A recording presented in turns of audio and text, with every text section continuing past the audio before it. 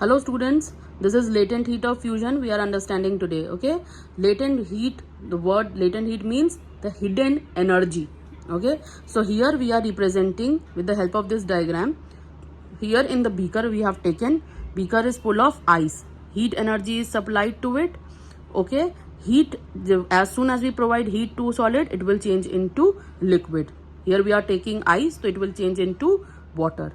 If we understand with the help of this model, यहाँ पे जो चीज़ हो रहा है इसको एक मॉडल से अगर हम समझे, सपोज कर लो ये मॉडल किसको रिप्रेजेंट कर रहा है, this is representing solid state. तो सॉलिड स्टेट में we know that particles are held very close to each other. ये आपने पढ़ा होगा कि particles of the solid state जो है वो एक दूसरे से बहुत क्लोजली अटैच होते हैं. तो ठीक है, जब हम यहाँ पे हीट एनर्जी प्रोवाइड करते हैं तो क्या होता है, पार्टिकल का काइनेटिक एनर्जी बढ़ जाता है. पार्टिकल्स के जो काइनेटिक एनर्जी है वो बढ़ जाता है. तो kinetic, when kinetic energy increases तो पार्टिकल स्टार्ट वाइब्रेटिंग. एंड ये वाइब्रेशन तब तक होगा जब तक कि बॉन्ड का ब्रेकेज ना हो जाए. एंड अगर बॉन्ड ब्रेक हो जाएगा then it will change into water. So this is the whole idea that you have to understand here, that solid is changing into liquid, but there is no increase in temperature. ठीक है, जब तक पूरी तरीके से solid liquid में पूरा convert नहीं हो जाता है उस दौरान टेम्परेचर कांस्टेंट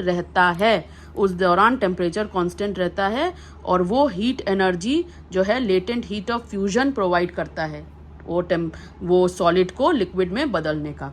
ठीक है, अगर हम इसको इस तरह से लिख सकते हैं कि solid is converted to liquid but temperature remain constant until all the matter change its state completely. पूरी तरीके से सॉलिड लिक्विड में चेंज हो जाता है तब तक टेम्परेचर कांस्टेंट रहता है. और वो हीट एनर्जी कौन प्रोवाइड करता है, latent heat of fusion.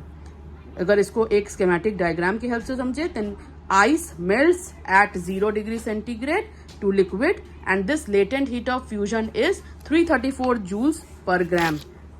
Now the definition, coming to definition of latent heat of fusion. Latent heat of fusion is the amount of energy required to convert a unit mass of substance from its solid state to liquid state at its melting point. Hope you have understood. Thank you.